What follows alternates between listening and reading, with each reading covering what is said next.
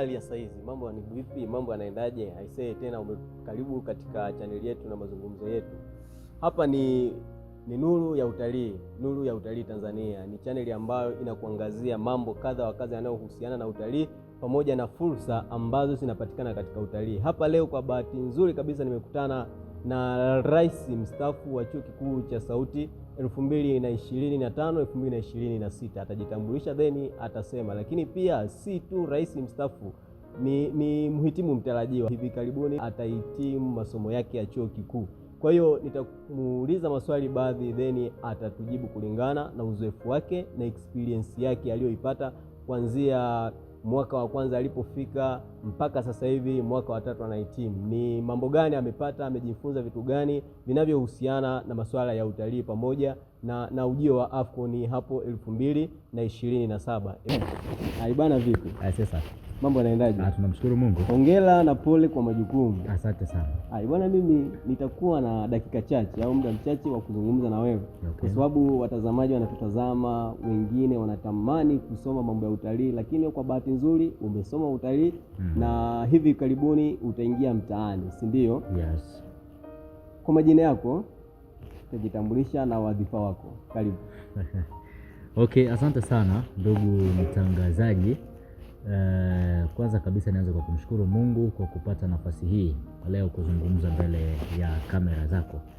Kwa majina yangu ninaitwa Masanja Julius Jackson, ni mwanafunzi ninayesoma shahada ya utalii na usimamizi wa ukarimu katika chuo cha Mtakatifu Agustino, na huu ndio mwaka wangu wa mwisho. Kwa neema ya Mungu tunatarajia hapo siku chache baadaye niitwe mhitimu. Yes. Okay, hongera sana. Sasa swali langu la kwanza litajikita zaidi katika upande wa utalii. Naamini wewe ni rais ambaye ulikuwa unasoma masuala ya utalii. Labda kuanzia umeanza mwaka wa kwanza mpaka sasa hivi mwaka wa 3 unahitimu, na mwezi ujao tunawakaribisha mtaani. Utalii au masomo ya utalii yamekufaidisha na nini? Umefaidika na nini au umejifunza kitu gani ili mtu anayetamani kusoma utalii aje asome utalii? Okay, asante kwa swali zuri. Kwanza kabisa elimu hii ya utalii imenifundisha mambo mengi. Ndio. Wakati ambao ninaanza kuingia chuoni, mwanzo kabisa nilikuwa sijui vitu vingi kuhusiana na utalii. Ndio. Na hata wakati nilipokuwa nyumbani sikujua kiundani kuhusiana na utalii. Lakini baada ya kuja kusoma mambo haya ya utalii, nimejifunza mambo mengi sana, kwamba utalii sio namna ambavyo tu nilikuwa nikisikia nikiwa kule nyumbani kwamba watu wanaenda tu mahali fulani kutembea na kurudi. Yeah. Lakini yako mambo mengi zaidi ndani ya utalii. Kubwa na la msingi ambalo nimejifunza katika utalii, kwanza kabisa kwenye utalii kuna kukutana na watu. Ndiyo. Watu tofauti tofauti wa aina tofauti tofauti, unakutana na wageni kutoka nje, unakutana na watu wa nyadhifa mbalimbali, lakini pia unajua kiundani rasilimali za nchi mlizo nazo. Kwa mfano, kuna watu leo ukiwauliza kule majumbani wanafahamu rasilimali gani zilizoko Tanzania hasa katika tasnia hii ya utalii, wengi watakwambia tu mlima Kilimanjaro na mbuga za wanyama, lakini inawezekana ziko nyingi zaidi ya hizo ambazo wao wanazifahamu. Kwa ndo vitu ambavyo nimejifunza ndani ya utalii. Sasa hivi unamaliza chuo, milango ya fursa mitaani unaiona?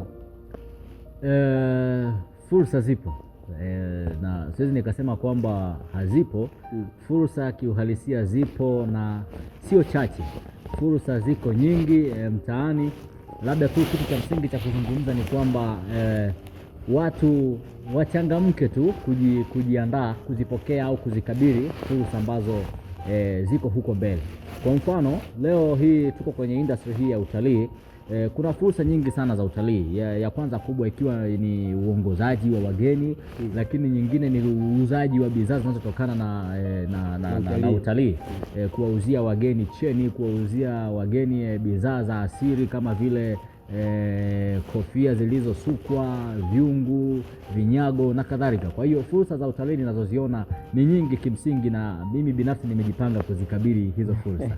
Hongera sana kwa kujipanga kuzikabili hizo fursa, na finalist wenzako pia wanakusikia na wanakutazama. Mwaka huu tulikuwa na Kili Fair. Sure. Tulikuwa na Kili Fair.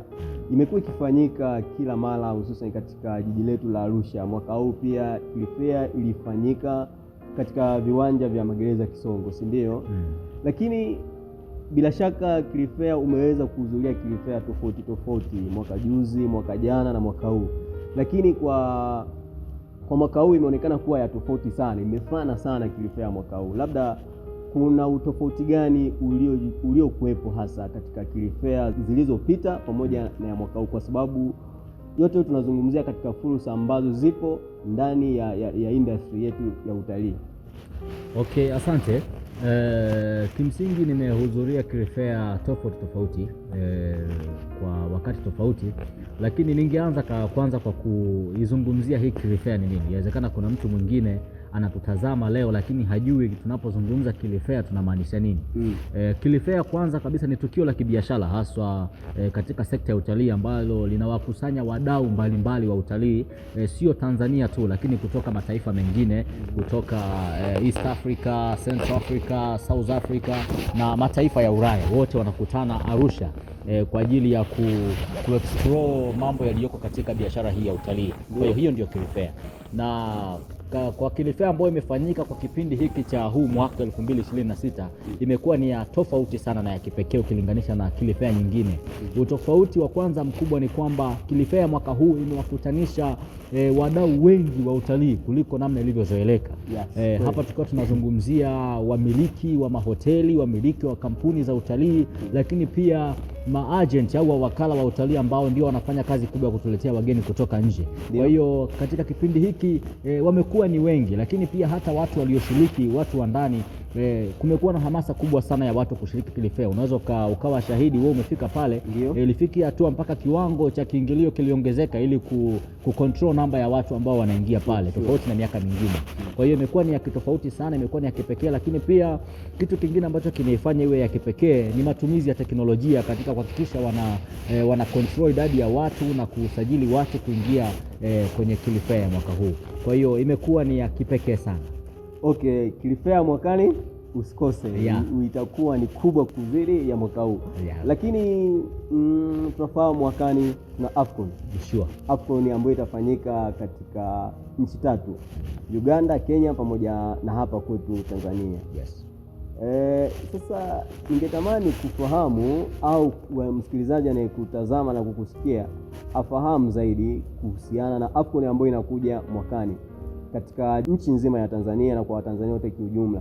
Ukitoa wale wafanyabiashara wakubwa ambao ni rahisi kuweza kuzikabili zile fursa ambazo zitakazojitokeza, kwa wafanyabiashara hawa wadogo unawaambia nini au unawashauri nini ili AFCON itakapofika 2027 waweze kunufaika nayo zaidi kwa hawa wafanyabiashara wadogo?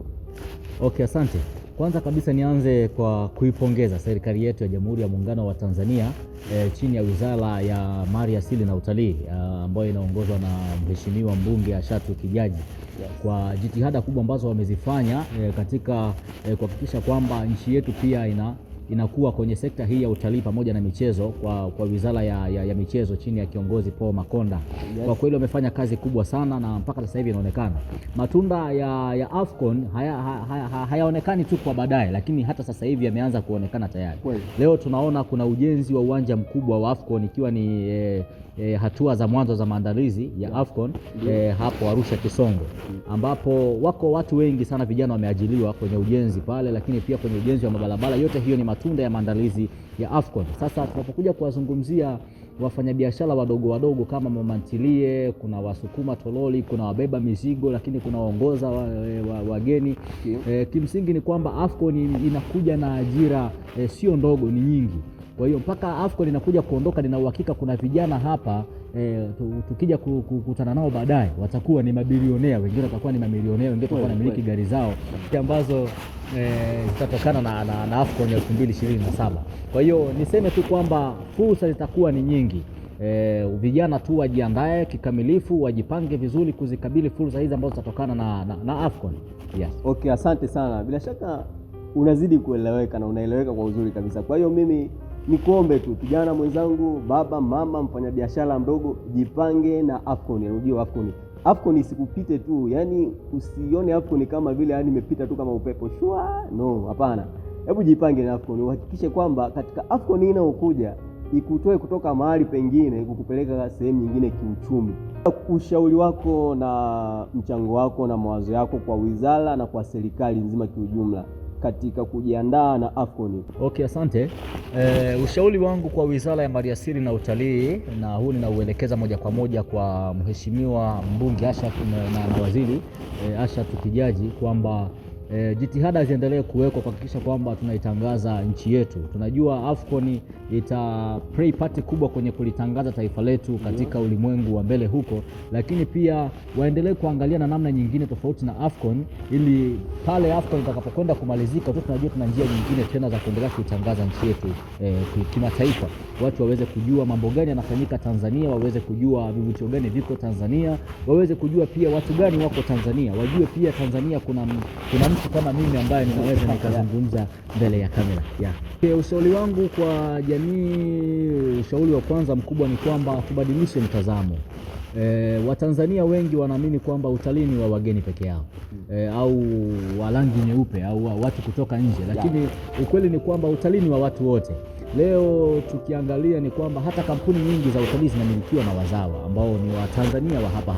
Kwa hiyo watu wafungue tu mindset zao, wabadilishe mtazamo wao, wajue kwamba utalii pia ni biashara kama biashara nyingine, wanaweza wakaingia na wakapata mafanikio kama jinsi ambavyo watu wanapata mafanikio kwenye sekta nyingine kama kilimo, uvuvi na kadhalika. Kwa hiyo watu waingie kwenye utalii huku waweze kula matunda ya nchi. Asante sana. Kwa kumalizia, mimi nakumbuka wakati namaliza form 6 2022 na apply chuo, nilipowaambia nyumbani wazazi kwamba naenda kusomea utalii, walishangaa na kustaajabu. Utalii ndio nini? Hatuelewi.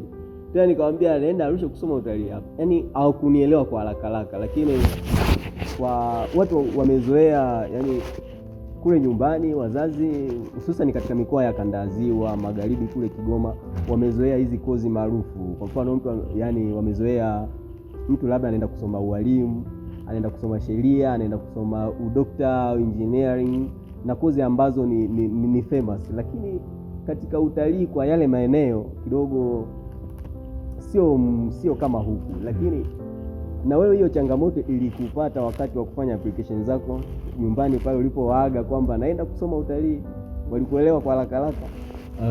Kimsingi ni kwamba kueleweka haikuwa rahisi kidogo, kwa sababu mimi kwanza nilichaguliwa kusoma sayansi wakati ninatoka O-level. Kwa hiyo mtazamo wa wazazi, kitu cha kwanza walikuwa wanaamini mimi ni daktari, nitakwenda kusoma udaktari. Lakini naamini kuna kitu ambacho kiliwashitua kwenye hatua za mwanzo kabla sijamaliza elimu yangu ya sekondari. Nilikuwa ninapenda sana kutazama channel zinazohusiana na wanyama, zinazohusiana na utalii. Kwa hiyo nafikiri ile iliwajengea alert kwamba huyu kuna uwezekano akakimbia kutoka kwenye sayansi akaingia kwenye utalii. Kwa hiyo ni changamoto ambayo pia nimekutana nayo, kwa sababu ukiangalia kwanza wazazi wetu kule wanaamini ukizungumzia utalii unazungumzia wapishi na watandika vitanda tu kwenye mahoteli. Kwa hiyo walikuwa wanaamini sasa huyu mtoto lijali kabisa mwanaume anakwenda kufanya kazi ya kupika kwenye hoteli, anakwenda kufanya kazi ya kutandika vitanda, kwa nini asibaki alime? Lakini hawakujua kwamba kwenye utalii pia kuna shughuli nyingine nyingi ambazo zinafanyika ndani ya utalii. Hiyo ilikuwa ni changamoto. Okay. Ndugu zangu wa kanda ya Ziwa, yani utalii sio tu kuwa housekeeper, chef wala kuwa waiter au waitress. No, utalii ni mpana, una mambo mengi, na ndio maana tunasema utalii ni wa kila mmoja, sio tu kwa expert au kwa mtaalamu aliyesomea mambo ya utalii. Yani tourism is for everybody, not only for experts, ndio. Kwa mimi nipende kukushukuru sana kwa ushirikiano wako na kwa kutoa muda wako kuja kuwajulisha Watanzania na vijana wenzako pamoja na jamii nzima kiujumla kuhusiana na masuala ya utalii. Bwana, Mungu akubariki sana. Asante sana. Asante sana. Karibu tena wakati mwingine.